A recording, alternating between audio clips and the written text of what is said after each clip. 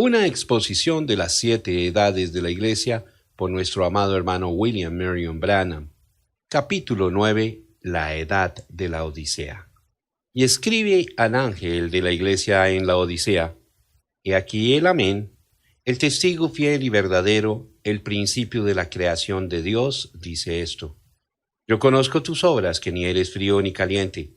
Ojalá fueses frío o caliente, pero por cuanto eres tibio y no frío ni caliente, te vomitaré de mi boca. Porque tú dices: yo soy rico y me he enriquecido, y de ninguna cosa tengo necesidad, y no sabes que tú eres un desventurado, miserable, pobre, ciego y desnudo. Por tanto, yo te aconsejo que de mí compres oro refinado en fuego, para que seas rico, y vestiduras blancas para vestirte, y que no se descubra la vergüenza de tu desnudez, y unge tus ojos con colirio para que veas.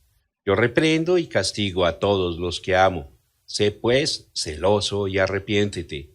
He aquí, yo estoy a la puerta y llamo. Si alguno oye mi voz y abre la puerta, entraré a él y cenaré con él y él conmigo.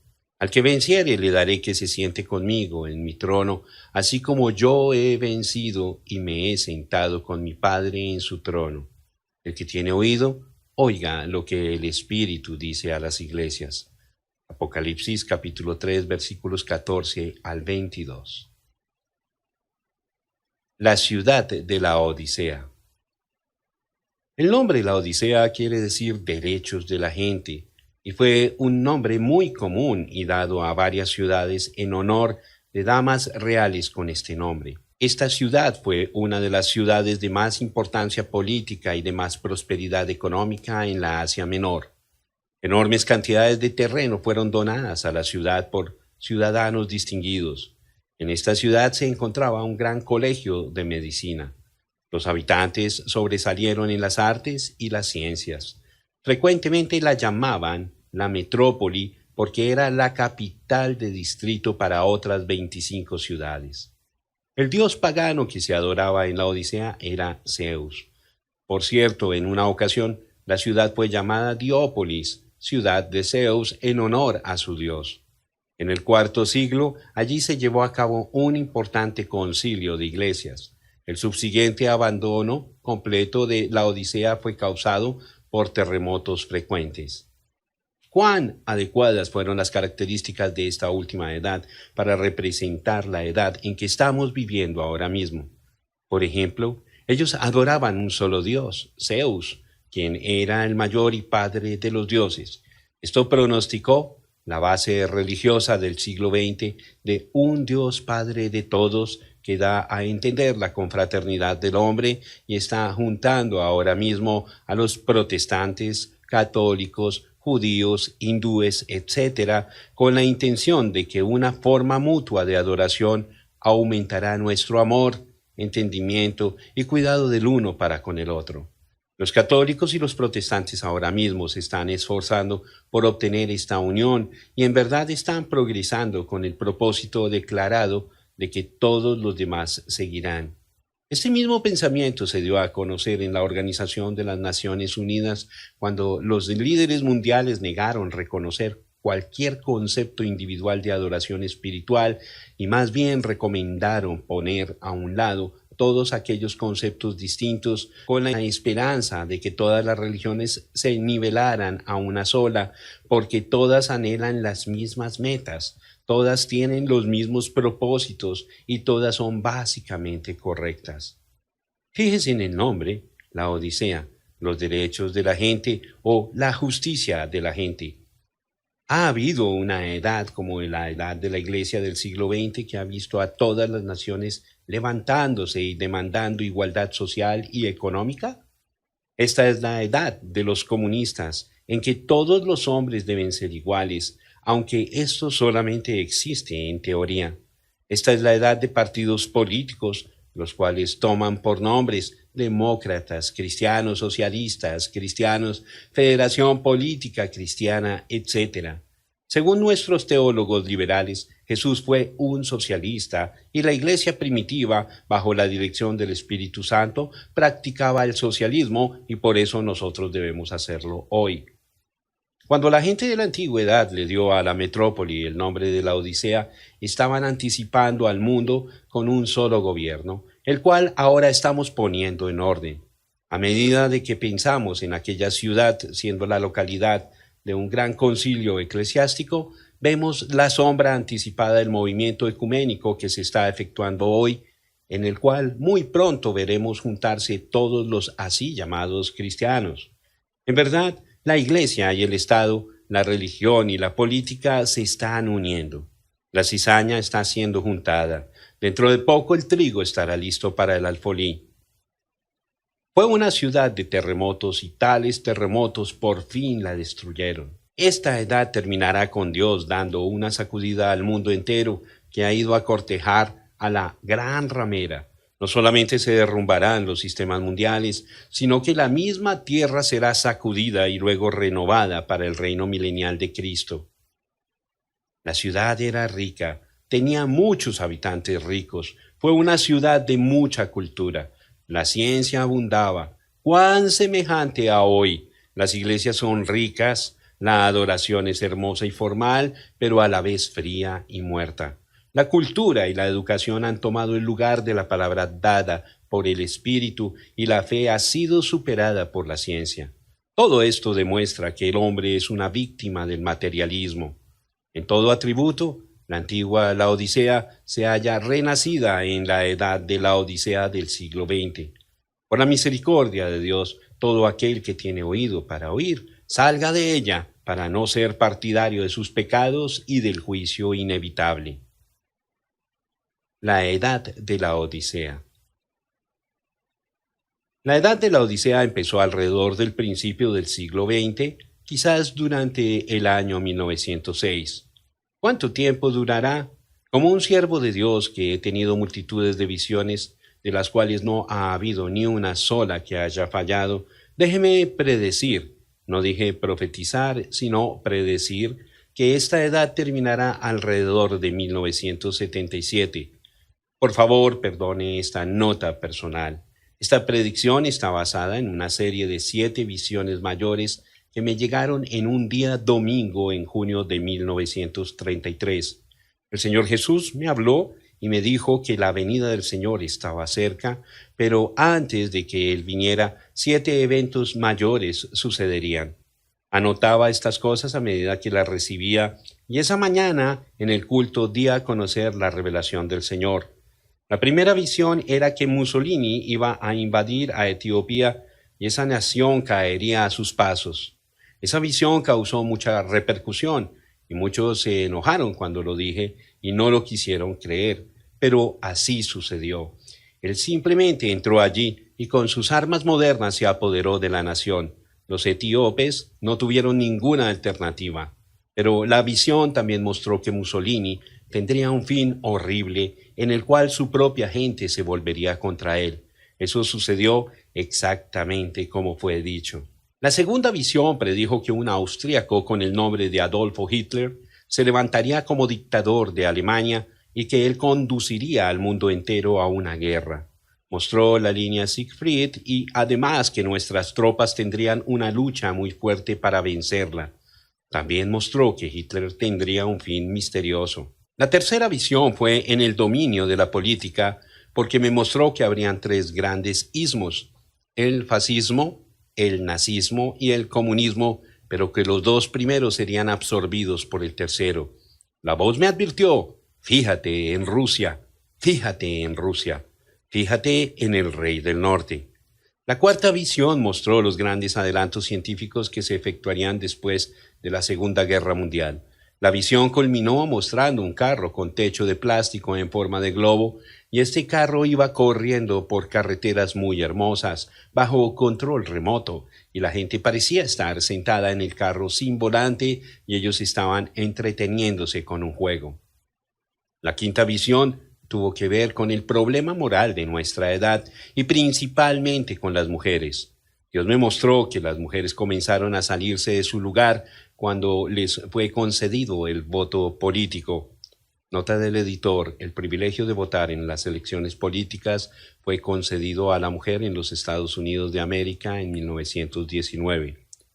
Luego se cortaron el cabello, significando que ya no estaban bajo la autoridad de ningún hombre, insistiendo en obtener derechos iguales y en muchos casos hasta se extralimitaron. Ella adoptó las vestiduras del hombre y luego pasó a un estado de desnudez hasta que lo último que vi fue una mujer completamente desnuda, con la excepción de un pequeño delantal en la forma de una hoja de higuera. En esta visión vi la terrible perversión y el estado moral del mundo entero.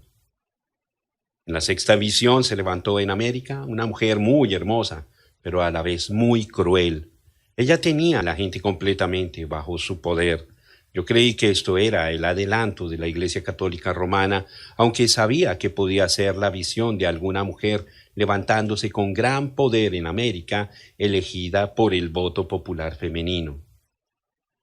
En la séptima y última visión oí una explosión terrible.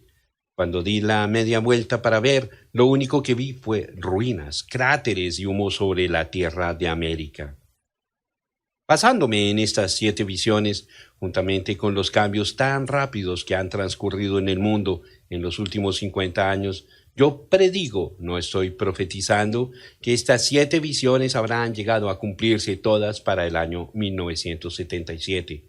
Y aunque muchas personas juzgan que este es un pronóstico irresponsable, en vista de que Jesús dijo que empero de aquel día y de la hora nadie sabe, Marcos 13:32, y todavía me mantengo firme con mi predicción después de 30 años, porque Jesús no dijo que nadie podía conocer el año, mes o semana en que su venida habría de ser completada. Así que repito, yo sinceramente creo y mantengo como un estudiante particular de la palabra, juntamente con la inspiración divina, que el año 1977 debe poner fin a los sistemas mundiales e introducir el milenio. Ahora, déjeme decir esto.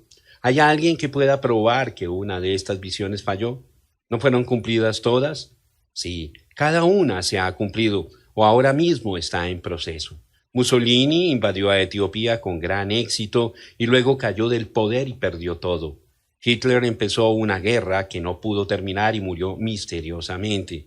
El comunismo absorbió los otros 2 ismos. El carro plástico, con techo en forma de globo, ha sido construido y solamente se está esperando un mejor sistema de carreteras.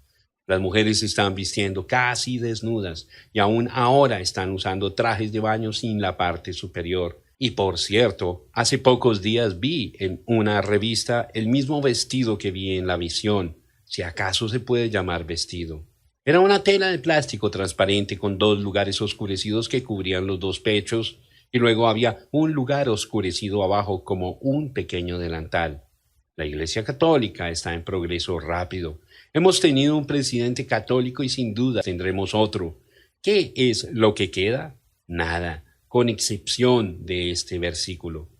La voz del cual conmovió entonces la tierra, pero ahora ha prometido, diciendo: aún una vez y conmoveré no solamente la tierra, sino también el cielo. Hebreos 12:26. Una vez más Dios sacudirá la tierra y esta vez caerá todo lo que puede ser derrumbado. Entonces Él la renovará. En marzo de 1964, el terremoto en Alaska, el Viernes Santo, conmovió al mundo entero, aunque no lo desequilibró. Dios solamente estaba avisando con un temblor mundial lo que muy pronto hará en una escala mucho más grande. Él va a castigar con truenos y temblores a este mundo maldito por el pecado. Hermano y hermana, hay un solo lugar que puede soportar tales sacudidas y ese lugar es en el redil del Señor Jesús. Yo le ruego, mientras la misericordia de Dios todavía esté disponible para usted, que entregue su vida completa sin reservas a Jesucristo, quien como fiel pastor le salvará, le cuidará y le presentará sin arruga y sin mancha en gloria con muy grande gozo. El mensajero. Yo dudo mucho que cualquier edad en verdad haya conocido el mensajero que Dios le había enviado, con excepción de la primera edad donde Pablo fue el mensajero. Y aún en aquella edad muchos no le conocieron por lo que era. La edad en que estamos viviendo será una edad muy corta. Los acontecimientos van a transcurrir rápidamente. Por esa razón, el mensajero a la edad de la Odisea tiene que estar aquí ahora mismo, aunque puede ser que aún no lo conozcamos. Pero tiene que venir el tiempo cuando él llegue a ser conocido. Ahora, yo puedo probar eso porque tenemos las escrituras que describen su ministerio. En primer lugar, este mensajero será un profeta. Él ocupará el oficio de profeta, tendrá el ministerio profético. El ministerio será basado sólidamente sobre la palabra, porque cuando él profetice o tenga una visión, siempre será según la palabra y siempre llegará a suceder. Él será vindicado como profeta por razón de su exactitud. La prueba de que él es profeta la hallamos en esta escritura. Sino que en los días de la voz del séptimo ángel, cuando él comience a tocar la trompeta, el misterio de Dios se consumará como él lo anunció a sus siervos los profetas. Apocalipsis capítulo 10, versículo 7. Ahora, esta persona, que en este versículo es llamado un ángel, no es un ser celestial. El sexto ángel de las trompetas, quien es un ser celestial, está en Apocalipsis 9:13 y el séptimo, según este mismo orden, está en Apocalipsis 11:15. Este ángel aquí en Apocalipsis 17 es el mensajero de la séptima edad y es un hombre. Él ha de traer un mensaje de Dios y su mensaje y su ministerio van a consumar el misterio de Dios como Él lo ha anunciado a sus siervos los profetas. Dios va a tratar a este último mensajero como un profeta porque Él es un profeta. Eso es lo que Pablo fue en la primera edad y la última edad tiene uno también. ¿Se tocará la trompeta en la ciudad y no se alborotará el pueblo? ¿Habrá algún mal en la ciudad del cual Jehová no haya hecho? Porque no hará nada Jehová el Señor sin que revele su secreto a sus siervos los profetas. Amós, capítulo 3, versículos 6 y 7. Fue en el tiempo del fin cuando salieron los 7 truenos de Jesús. Y clamó a gran voz como ruge un león, y cuando hubo clamado, 7 truenos emitieron sus voces. Cuando los 7 truenos hubieron emitido sus voces, yo iba a escribir, pero oí una voz del cielo que me decía, sella las cosas que los 7 truenos han dicho y no las escribas. Apocalipsis capítulo 10 versículos 3 y 4. Nadie conoce el contenido de aquellos truenos, pero tenemos necesidad de este conocimiento, y se necesitará un profeta para obtener la revelación, porque Dios no tiene ningún otro medio para mostrar sus revelaciones bíblicas, sino a través de un profeta. La palabra siempre vino y siempre vendrá a través de un profeta. Por medio de un simple escudriñamiento de las Escrituras, podemos ver que esta es la ley de Dios. El Dios invariable con modos invariables siempre envió su profeta en cada edad cuando el pueblo se había desviado del orden divino. Por cuanto los teólogos y el pueblo se habían desviado de la palabra. Dios mandó su profeta a esta gente, pero aparte de los teólogos, con el fin de corregir la enseñanza falsa y de guiar al pueblo nuevamente a Dios. Entonces vemos que viene un mensajero a la séptima edad, y él es un profeta. No solamente vemos que viene este mensajero aquí, en Apocalipsis 10:7, pero vemos que la palabra habla de que viene Elías antes del regreso de Jesús. Entonces sus discípulos le preguntaron diciendo, ¿por qué, pues, dicen los escribas que es necesario que Elías venga primero? Respondiendo Jesús les dijo, a la verdad, Elías viene primero y restaurará todas las cosas. Mateo capítulo 17, versículos 10 y 11. Antes de la venida de nuestro Señor, Elías tiene que regresar para efectuar una obra de restauración en la iglesia. Esto es según la Escritura. Y aquí, yo os envío el profeta Elías antes que venga el día de Jehová, grande y terrible. Él hará volver el corazón de los padres hacia los hijos y el corazón de los hijos hacia los padres, no sea que yo venga y hiera la tierra con maldición. Malaquías capítulo 4, versículos 5 y 6. No hay ninguna duda de que Elías tiene que volver antes de la venida de Jesús. Él tiene una obra en particular que llevar a cabo. Esa obra es la parte del versículo 6 que dice, Él hará volver el corazón de los hijos hacia los padres. Sabemos que esta obra le toca solamente a Él para aquel tiempo, porque ya se cumplió la parte que dice, Él hará volver el corazón de los padres hacia los hijos, cuando el ministerio de Elías estuvo aquí en Juan el Bautista. E irá delante de él con el espíritu y el poder de Elías, para hacer volver los corazones de los padres a los hijos y de los rebeldes a la prudencia de los justos, para preparar al Señor un pueblo bien dispuesto. Lucas capítulo 1, versículo 17. En el ministerio de Juan, los corazones de los padres fueron convertidos a los hijos. Sabemos eso porque Jesús mismo lo dijo. Pero él no dijo que los corazones de los hijos fueron convertidos a los padres. Eso todavía está por suceder. Los corazones de los hijos de los últimos días serán convertidos a los padres del día de Pentecostés. Juan preparó a los padres para que Jesús pudiera dar la bienvenida a los hijos al redil. Ahora, este profeta, sobre el cual caerá el espíritu de Elías, preparará a los hijos para dar la bienvenida a Jesús. Y Juan el Bautista fue llamado Elías por Jesús. Mas os digo que Elías ya vino y no le conocieron, sino que hicieron con él todo lo que quisieron. Así también el Hijo del Hombre padecerá de ellos. Mateo capítulo 17, versículo 12. Jesús se refirió a Juan como Elías porque el mismo espíritu que estuvo sobre Elías había vuelto sobre Juan, de la misma manera que había estado sobre Eliseo después del reino del rey Acab.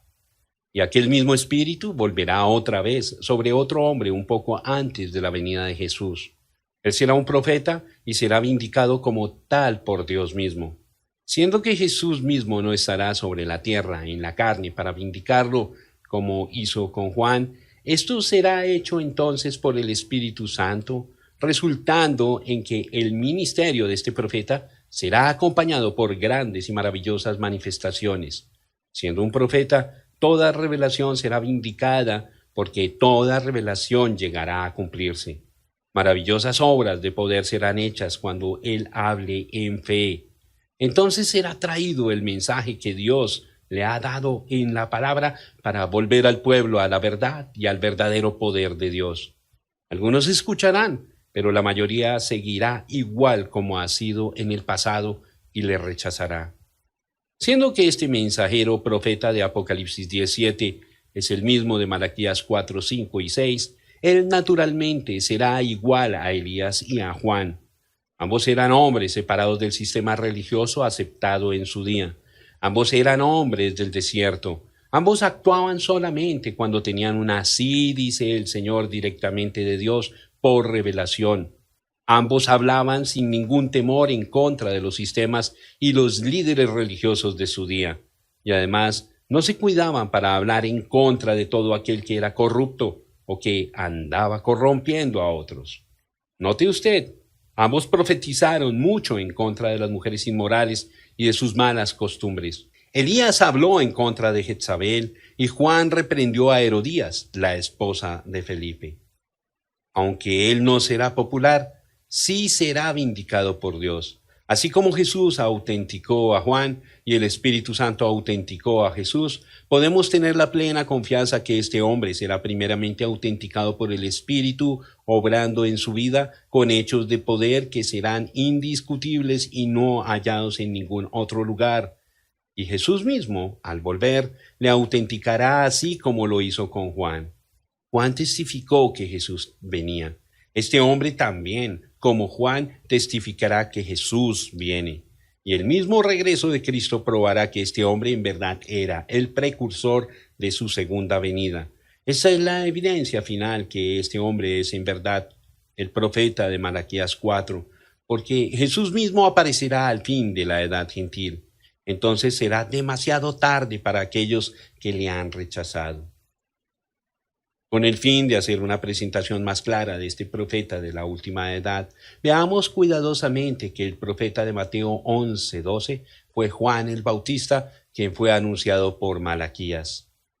He aquí, yo envío mi mensajero, el cual preparará el camino delante de mí, y vendrá súbitamente a su templo el Señor, a quien vosotros buscáis, y el ángel del pacto, a quien deseáis vosotros. Y aquí viene, ha dicho Jehová de los ejércitos. Malaquías capítulo 3, verso 1. Cuando Jesús terminó de dar instrucciones a sus 12 discípulos, se fue de allí a enseñar y a predicar en las ciudades de ellos. Y al oír Juan, en la cárcel, los hechos de Cristo, le envió 2 de sus discípulos para preguntarle: ¿Eres tú aquel que había de venir o esperaremos a otro? Respondió Jesús, les dijo: Id y haced saber a Juan las cosas que oís y veis. Los ciegos ven, los cojos andan, los leprosos son limpiados, los sordos oyen, los muertos son resucitados y a los pobres es anunciado el Evangelio. Y bienaventurado es el que no halle tropiezo en mí. Mientras ellos se iban, comenzó Jesús a decir de Juan a la gente: ¿Qué salisteis a ver al desierto? ¿Una caña sacudida por el viento? ¿O qué salisteis a ver? ¿A un hombre cubierto de vestiduras delicadas? He aquí, los que llevan vestiduras delicadas en las casas de los reyes están. ¿Pero qué salisteis a ver? ¿A un profeta? Sí, os digo, y más que profeta, porque este es de quien está escrito: He aquí, yo envío mi mensajero delante de tu faz, el cual preparará tu camino delante de ti. De cierto os digo, entre los que nacen de mujer no se ha levantado otro mayor que Juan el Bautista, pero el más pequeño en el reino de los cielos mayor es que él. Desde los días de Juan el Bautista hasta ahora, el reino de los cielos sufre violencia y los violentos lo arrebatan. Mateo 11, versículos 1 al 12. Esto ya ha sucedido, ya ha transcurrido, está finalizando, pero note esta otra escritura. Porque he aquí, viene el día ardiente como un horno, y todos los soberbios y todos los que hacen maldad serán estopa. Aquel día que vendrá los abrazará, ha dicho Jehová de los ejércitos, y no les dejará ni raíz ni rama. Mas a vosotros, los que teméis mi nombre, nacerá el sol de justicia, y en sus alas traerá salvación, y saldréis, y saltaréis como becerros de la manada. Hollaréis a los malos, los cuales serán ceniza bajo las plantas de vuestros pies en el día en que yo actúe, ha dicho Jehová de los ejércitos.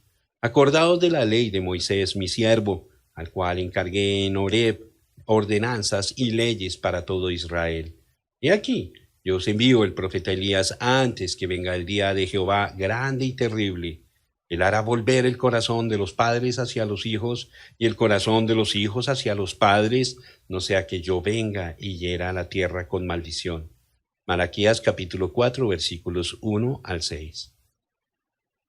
Vean, inmediatamente después de la venida de este Elías, la tierra será purificada con fuego y los malos serán convertidos en ceniza. Desde luego, esto no sucedió en el tiempo de Juan el Bautista, el Elías de su día. El Espíritu de Dios que profetizó la venida del mensajero de Malaquías 3:1, Juan, solamente estaba repitiendo su profecía anterior de Isaías, que había sido hecha aproximadamente 300 años antes. Voz que clama en el desierto, preparad camino a Jehová, enderezad calzada en la soledad a nuestro Dios. Isaías 43. Ahora, Juan, por medio del Espíritu Santo, manifestó a Isaías como también a Malaquías en Mateo 3:3. Pues este es aquel de quien habló el profeta Isaías cuando dijo: voz del que clama en el desierto, preparad el camino del Señor, enderezad sus sendas.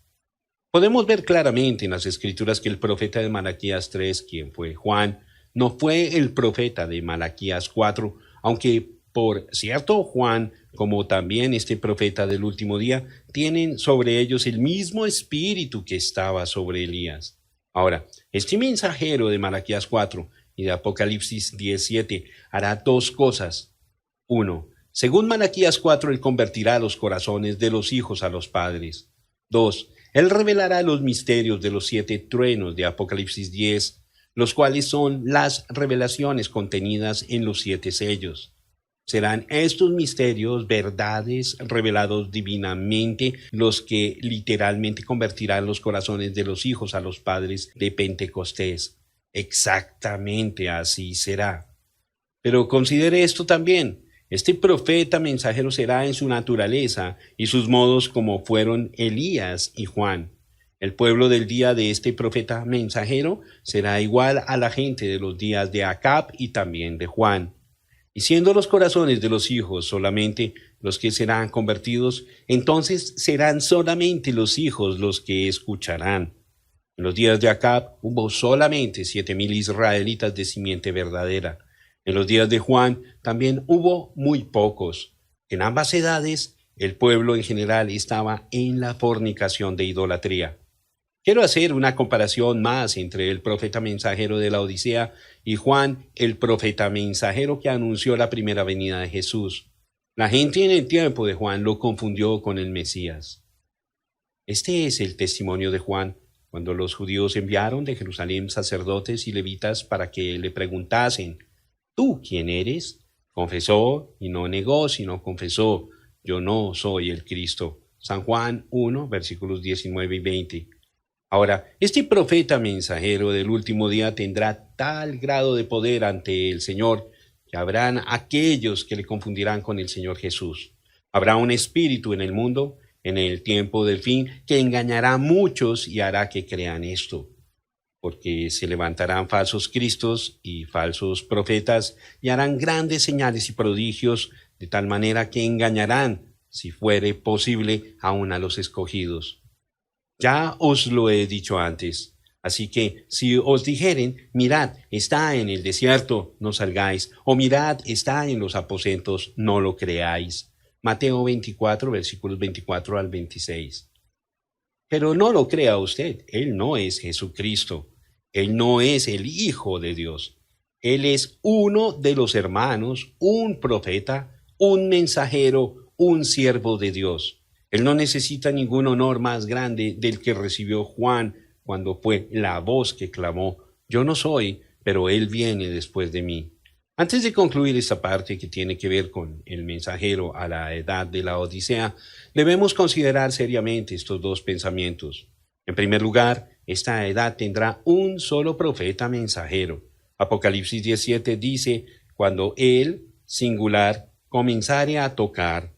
Nunca ha habido una edad en que Dios haya mandado a su pueblo dos profetas mayores a la vez. Él mandó a Enoc solo, mandó a Noé solo, mandó a Moisés. Él solo tenía la palabra, aunque otros también profetizaron.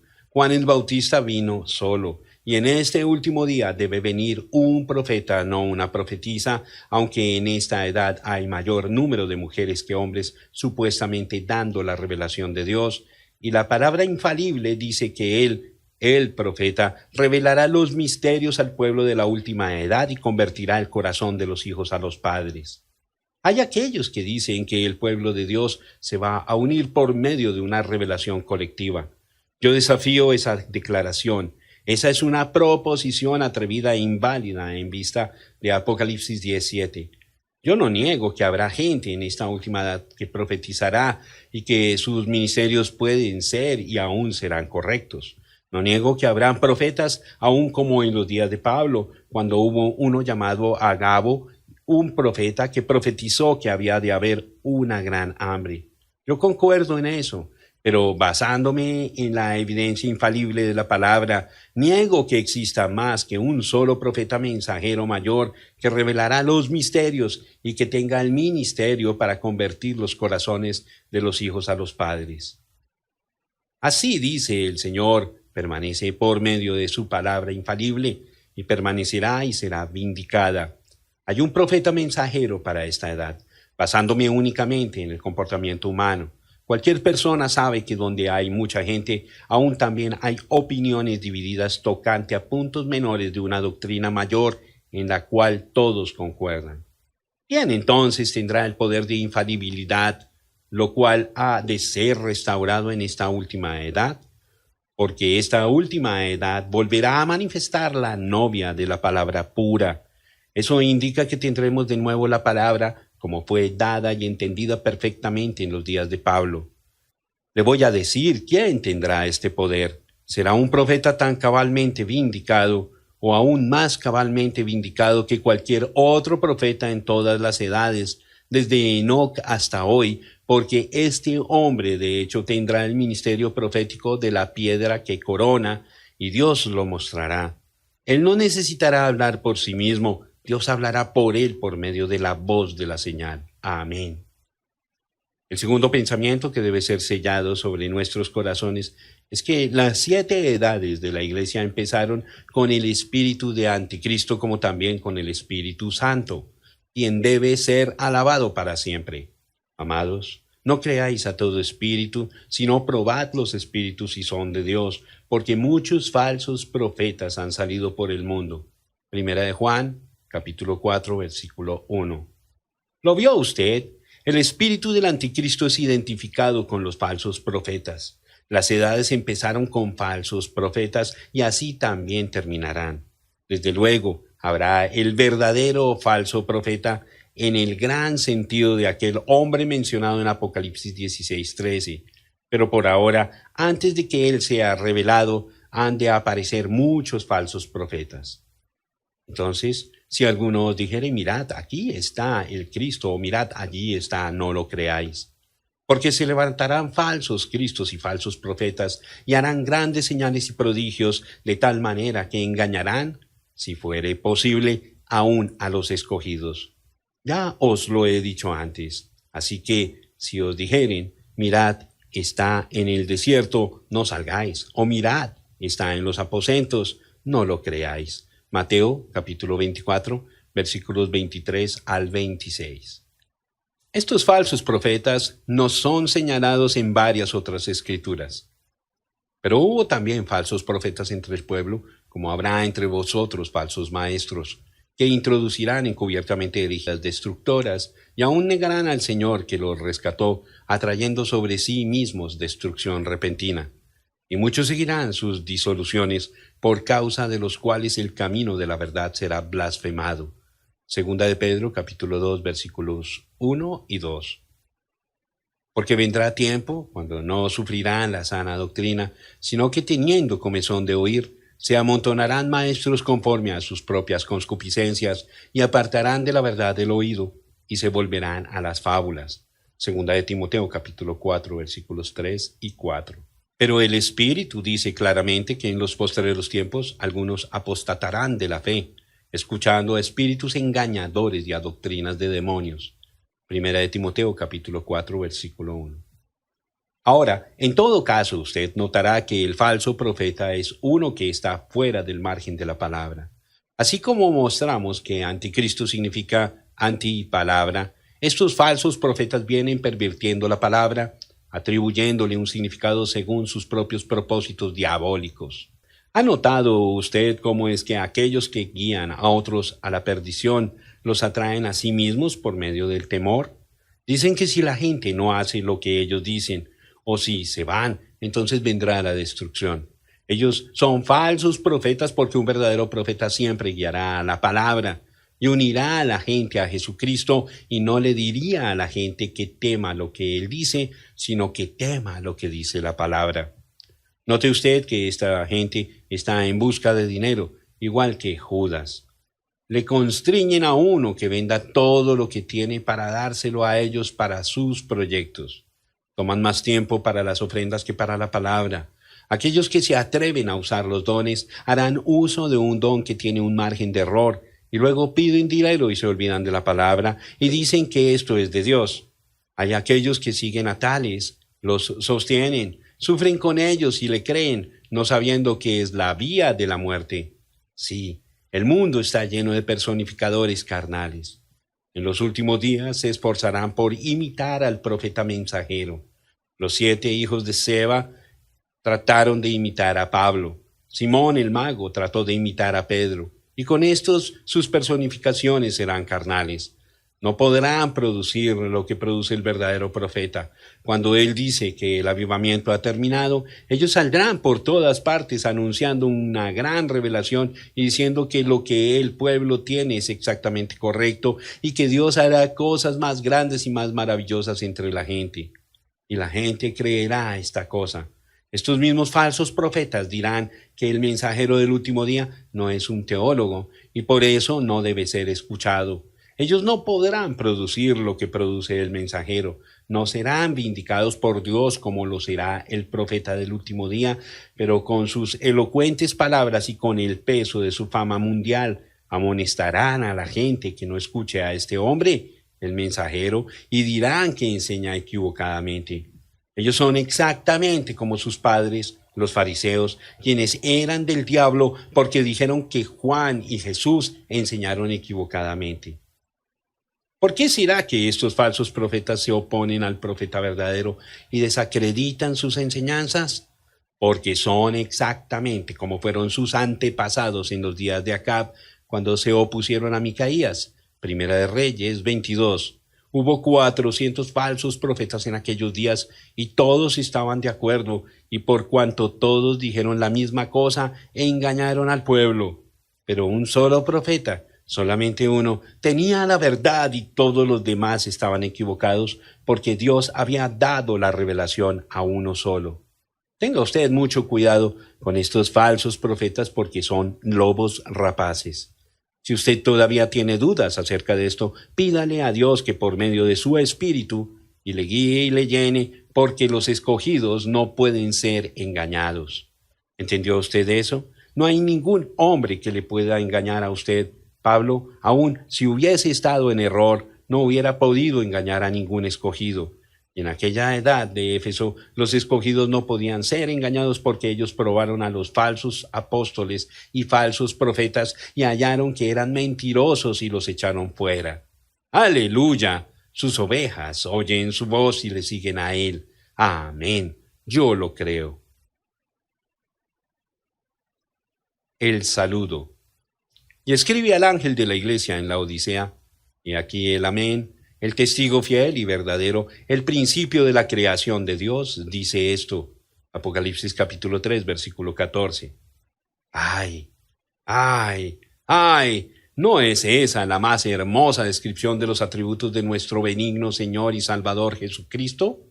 Estas palabras me dan ganas de gritar. Traen a mi corazón un espíritu de realidad. Solamente leyéndolas, aún sin esperar una completa revelación del Espíritu, me encantan sin medida. Jesús nos está dando esta descripción de sí mismo en relación a la última edad. Los días de gracia están por terminar. Él ha mirado desde el primer siglo hasta el presente siglo XX y nos ha dicho todas las cosas concernientes a estas edades. Antes de revelarnos las características de la última edad, nos da una descripción final de su propia deidad, benigna y suprema. Esa es la revelación coronadora de sí mismo. Así dice el amén. Jesús es el amén de Dios. Jesús es el así sea de Dios. Amén significa lo final, significa aprobación, significa promesa prevaleciente, significa promesa que no cambia, significa el sello de Dios. Quiero que se fije bien ahora para que vea algo muy precioso y hermoso. Dije que esta es su revelación del tiempo del fin de sí mismo. Cuando el día de la gracia termine, entonces sigue rápidamente el milenio, ¿verdad? El que se bendijere en la tierra, en el Dios de verdad se bendecirá, y el que jurare en la tierra, por el Dios de verdad jurará, porque las angustias primeras serán olvidadas y serán cubiertas de mis ojos. Porque aquí, que yo crearé nuevos cielos y nueva tierra, y de lo primero no habrá memoria, ni más vendrá al pensamiento.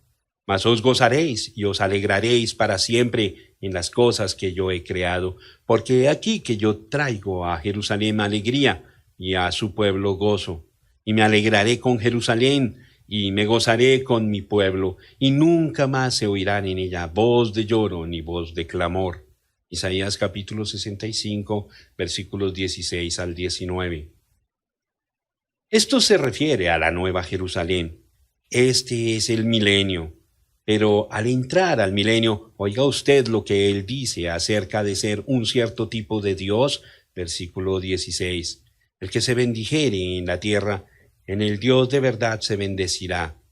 Sí, eso es correcto, pero la traducción más correcta es Dios del amén en vez de Dios de verdad. Entonces lo leemos, el que se bendijere en la tierra, en el Dios del amén se bendecirá. Y el que jurare en la tierra, por el Dios del amén jurará, porque las angustias primeras serán olvidadas y serán cubiertas de mis ojos. Porque he aquí que yo crearé nuevos cielos y nueva tierra, y de lo primero no habrá memoria, ni más vendrá al pensamiento. Mas os gozaréis y os alegraréis para siempre en las cosas que yo he creado, porque he aquí que yo traigo a Jerusalén alegría y a su pueblo gozo. Y me alegraré con Jerusalén y me gozaré con mi pueblo, y nunca más se oirán en ella voz de lloro ni voz de clamor.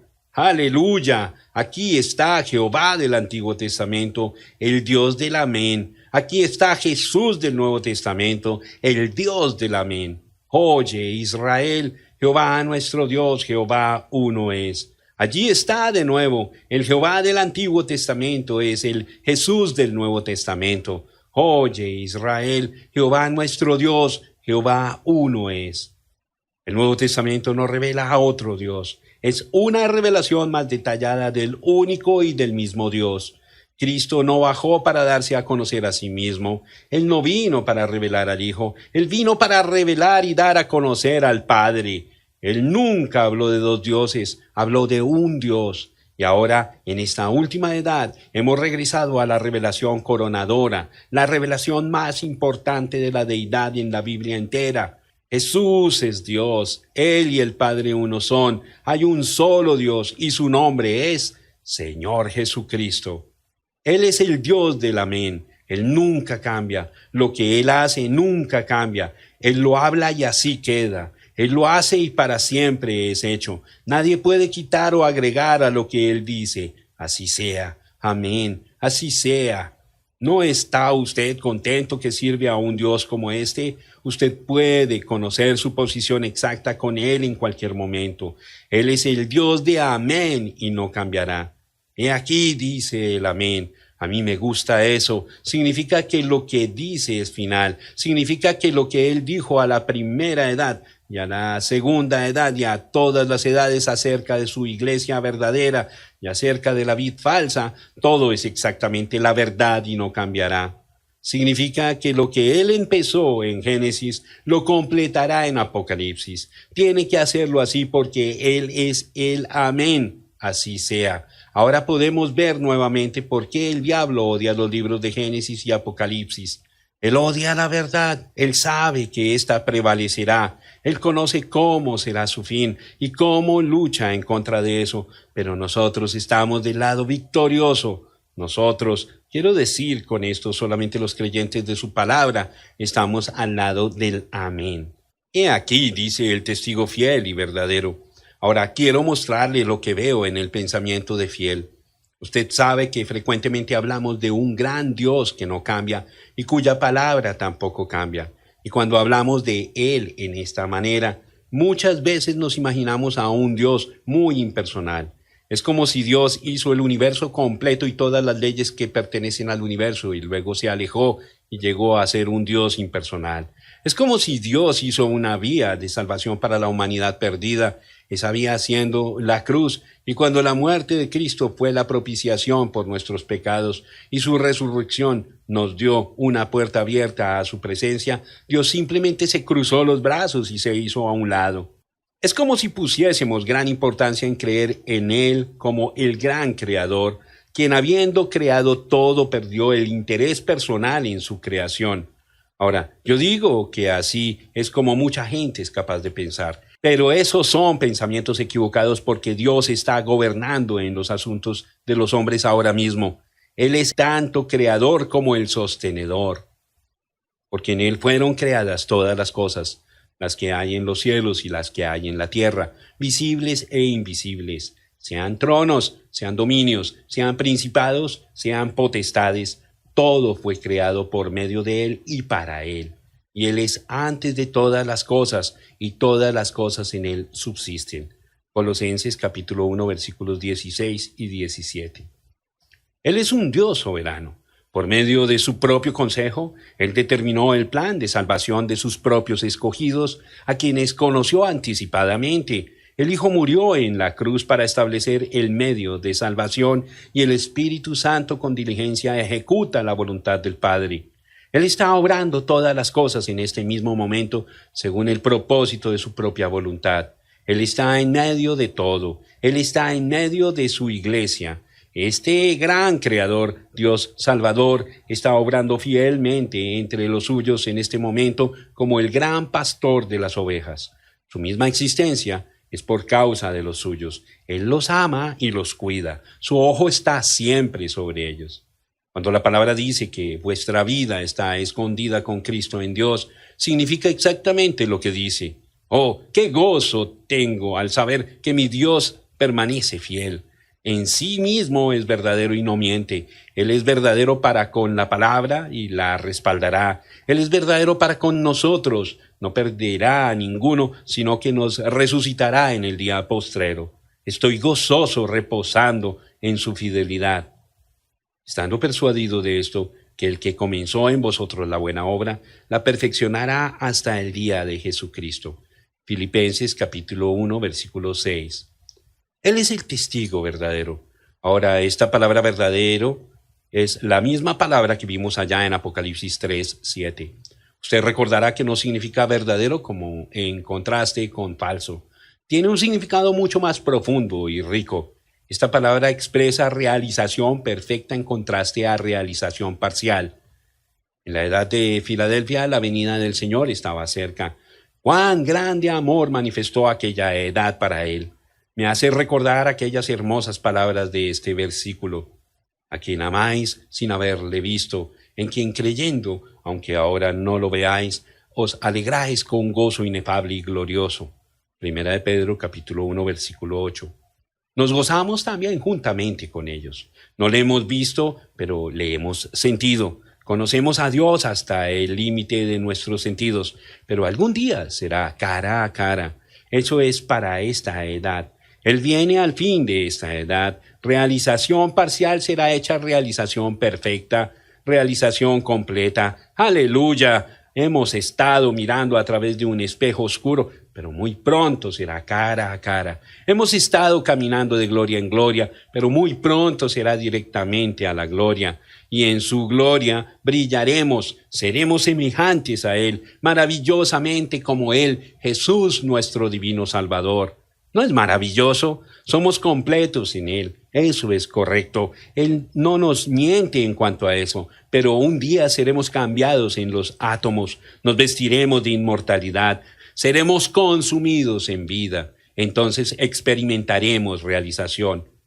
Él es el testigo fiel y verdadero. Ahora, pensamos en aquella palabra testigo, pues de esta palabra obtenemos la palabra mártir. La Biblia habla de Esteban y Antipas y otros como mártires. Fueron mártires y también fueron testigos. Jesús fue un mártir fiel. El Espíritu Santo es testigo de eso.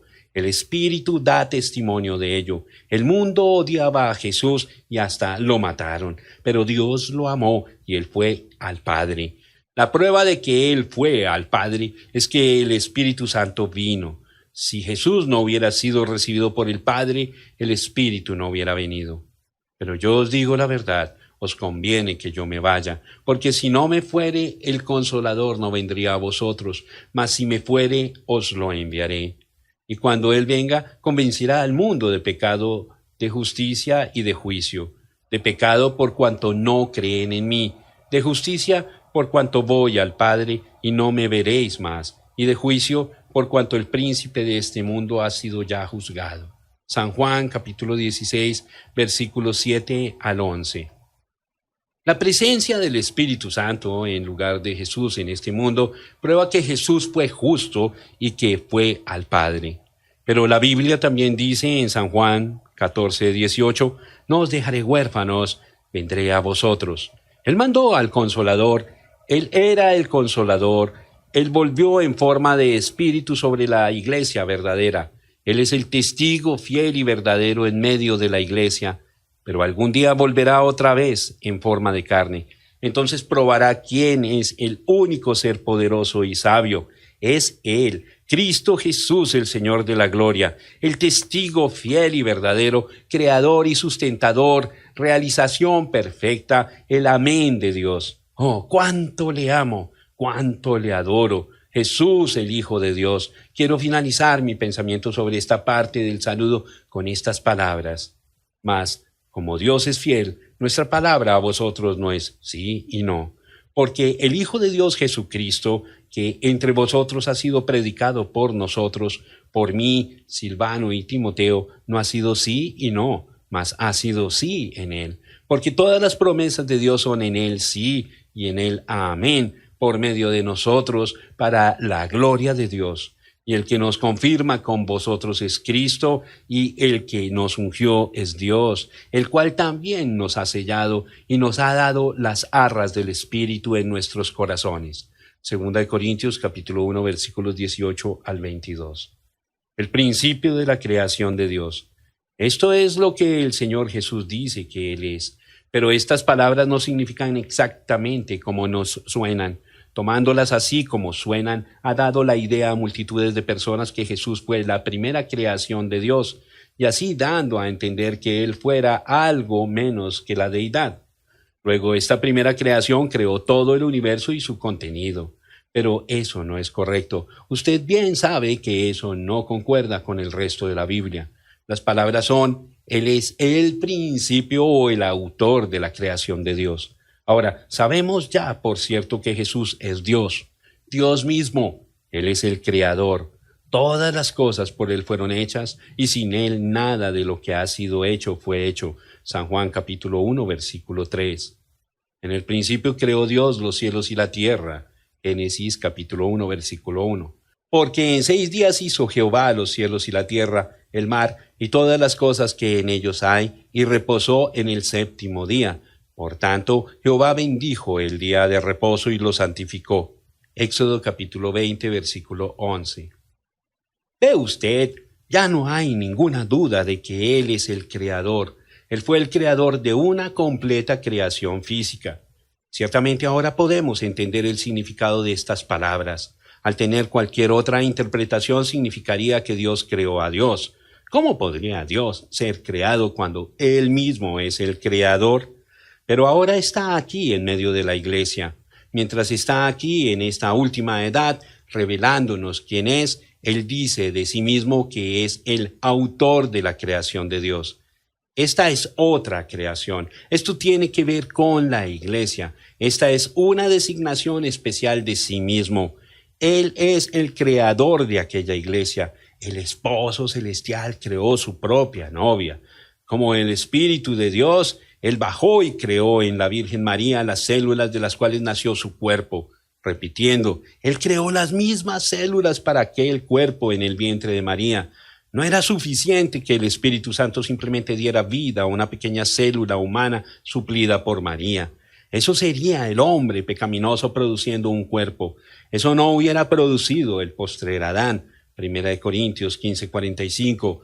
De él fue dicho, mas me preparaste, hablando del Padre, cuerpo. Dios proveyó aquel cuerpo. María no lo proveyó. María fue la incubadora humana y ella cargó aquel ser santo y lo trajo a nacimiento. Fue un Dios hombre, tanto Dios como hombre. Él fue el Hijo de Dios. Él era de la nueva creación. Dios y el hombre se encontraron y se juntaron. Él fue el primero de esta nueva raza. Él encabeza esta raza nueva. Y Él es la cabeza del cuerpo que es la iglesia, el que es el principio, el primogénito de entre los muertos, para que en Él todo tenga la preeminencia. Colosenses capítulo 1, versículo 18. De modo que si alguno está en Cristo, nueva criatura es, las cosas viejas pasaron y aquí todas son hechas nuevas. Segunda de Corintios capítulo 5, versículo 17. Aquí podemos ver que aunque el hombre fue de la creación o el orden antiguo, ahora en unión con Cristo ha llegado a ser la nueva creación de Dios. Porque somos hechura suya, creados en Cristo Jesús para buenas obras, las cuales Dios preparó de antemano para que anduviésemos en ellas. Efesios capítulo 2, versículo 10. Y vestidos del nuevo hombre, creados según Dios en la justicia y santidad de la verdad. Efesios 4, 24. Esta nueva creación no es la creación vieja hecha de nuevo. Si fuera así, entonces no se podría decir que es la creación nueva. La nueva creación es exactamente lo que es. Es otra creación distinta y aparte de la antigua. Ya no está obrando por medios carnales. Así fue como obró con Israel. Él escogió a Abraham y la simiente de Abraham a través de la línea piadosa de Isaac. Pero ahora Él ha decretado una creación nueva, de todo parentesco, tribu y nación. Él es el primero de esta creación. Él fue Dios creado en la forma de hombre y ahora, por medio de su Espíritu, está creando muchos hijos para sí mismo. Dios el Creador, creándose una parte de su creación. Esta es la revelación verdadera de Dios. Este fue su propósito. Este propósito tomó forma por medio de la elección. Por eso es que Él podía ver hasta la última edad, cuando todo sería terminado, y verse a sí mismo todavía en medio de la iglesia como el autor de esta nueva creación de Dios.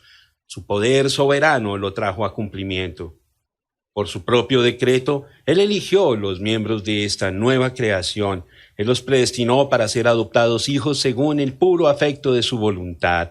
Él lo trajo a cumplimiento por medio de su omnisciencia y su omnipotencia. Si Él no se hubiera asegurado de este detalle, ¿de qué otra manera podría saber que estaría en medio de la iglesia recibiendo gloria de sus hermanos? Él sabía todas las cosas y obró todas las cosas según lo que sabía para que se cumpliera su propósito y su puro afecto. En Él asimismo tuvimos herencia, habiendo sido predestinados conforme al propósito del que hace todas las cosas según el designio de su voluntad. Efesios 1:11. ¡Aleluya! ¿No está usted gozoso porque pertenece al Señor?